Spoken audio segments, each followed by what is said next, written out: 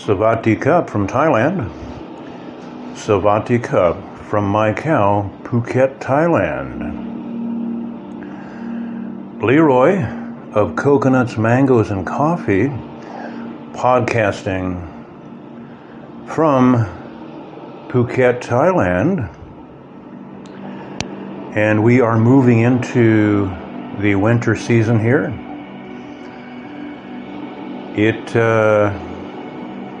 is quite a contrast to the other 9 months of the year here, and it begins with lightning thunderstorms on a fairly consistent basis, and the visuals usually at night. The visuals are absolutely breathtaking. And out my Thai window, I'm on the 8th floor with a beautiful view here. Ocean view and tropical view. So the sky becomes a spectacular theater during the lightning storms. And as the bolts crack through the atmosphere and very often literally crack the sky, you can hear the audio, followed by the boom that you can actually feel the shaking, and the lightning illuminating the cloudscapes. One of the wonderful things about Phuket, Thailand are the cloudscapes. They are absolutely phenomenal. And during the winter, they become just dramatic. You could develop stories out of the cloud formations here. Another thing that happens is the Mau Mau's return for a season. And they are long, slender termites that come in seemingly countless numbers, and they congregate around the natural light sources throughout the night. And as you look out into the winter theater, you see these long, slender insects, their wings glistening in the mist, rain, and light. And it is something to behold. Very often, the morning after, you will see a carpet of Mau Maus. They seem to have a limited life, and for some reason drop upon the ground in numbers. My Thai window in my cow, Phuket, Thailand, has so many things that are visually stunning. Butterflies that pass by, dragonflies, the aerial acrobatics of the birds consistently. The hummingbirds visit intermittently and actually roost right outside my window. The trees waft in the tropical breeze, and there are various trees. Many of them are palms, and they are beautiful in the wind, as I'm sure you know. Another dynamic here. Most of the year, 9 months out of the year, the ocean is usually fairly calm. Some days it's like glass, and it's clear and clean, approachable, great for skin diving, usually warm. And during the winter, the storms begin to rise in intensity. That is visually stunning,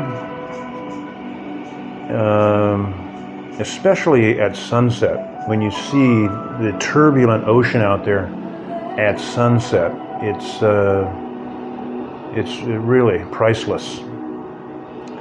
It also makes it more difficult to enter the ocean, and I have got to be on the alert because I do attempt to get into the ocean most days, and you really have to read the ocean accurately to enter and exit. Some days you cannot enter when the waves are higher than a meter. The cross currents will sweep you off your feet, and there have been fatalities in the winter surf in Thailand.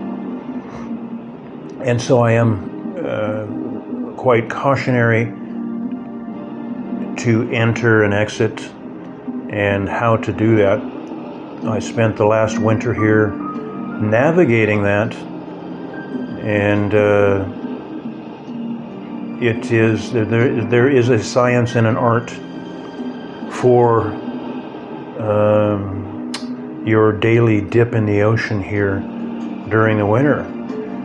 Also, the surf changes, the beach changes from fairly flat to inclined. So as the waves roll in, the back toe can be quite intense. So you must learn how to catch that wave in, walk in with it, and get out before it returns down that incline. It can sweep you off your feet. Even the small waves can sweep you off your feet. When they are a meter or more, then you need to be, if they're more than a meter, that's probably a day not to go in.